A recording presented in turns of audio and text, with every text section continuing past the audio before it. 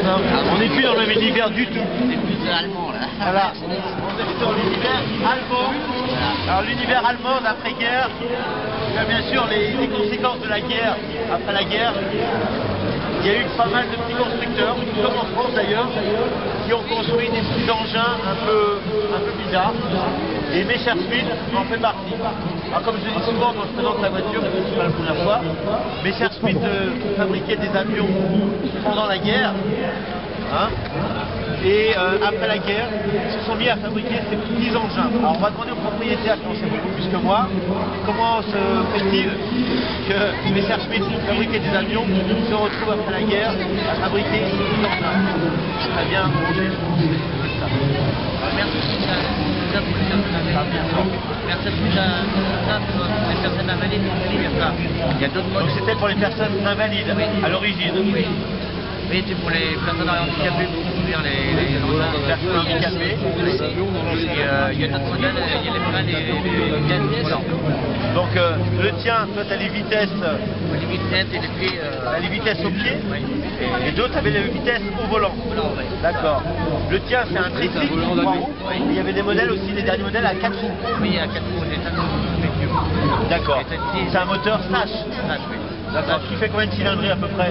207 000, les 4 roues 500 cm3. 500? Oui. 500 cm3. Oui. C'est un moteur Snash à l'arrière qui fait 500 cm3. On va demander au propriétaire de nous le faire voir. Parce que là, ça change des moteurs américains, bien sûr. On est dans un autre univers. Voilà, donc le moteur est à l'arrière. Voilà, c'est un peu un gros scooter, hein, quand on voit ça. Vous voyez le moteur qui est placé devant la roue arrière. Est-ce que tu as une roue de secours? Oui, il y a en dessous le réservoir. Ah, la roue de secours est à l'intérieur. Pardon, excusez-moi. Ah ouais, d'accord. Donc la place est bien comptée et toute la place est utilisée. Par contre, les 4 roues, c'est la roue de secours à l'extérieur. D'accord. Ok. C'est des engins qu'on voit plus beaucoup aujourd'hui. D'ailleurs, qui sont très très cotés. Ça vaut combien un engin comme ça maintenant? Entre 15 et 20 000 euros. Entre 15 et 20 000 euros. Oui. Ok. Il y a des versions décapotables comme le tien et des versions fermées.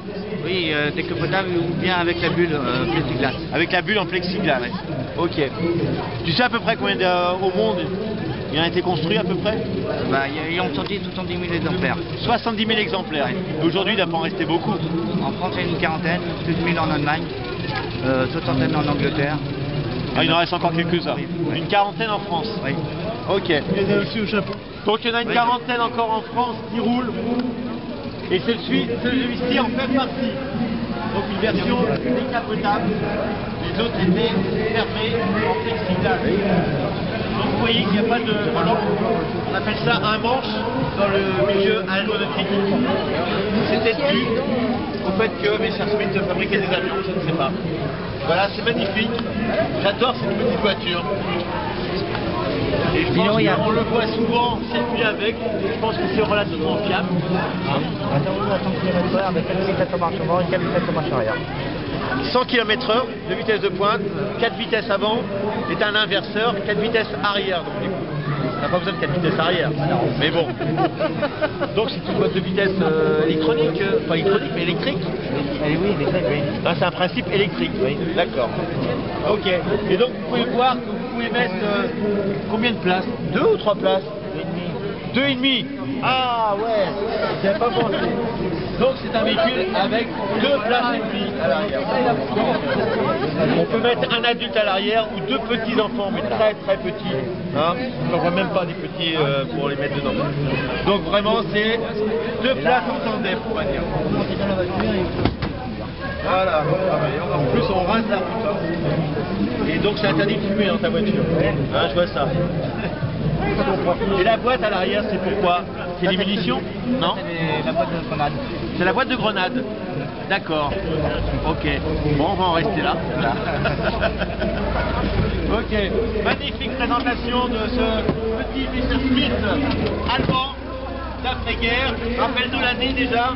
En quelle année c'est sorti le premier exemplaire? De 54 à 58. De 54 à 58.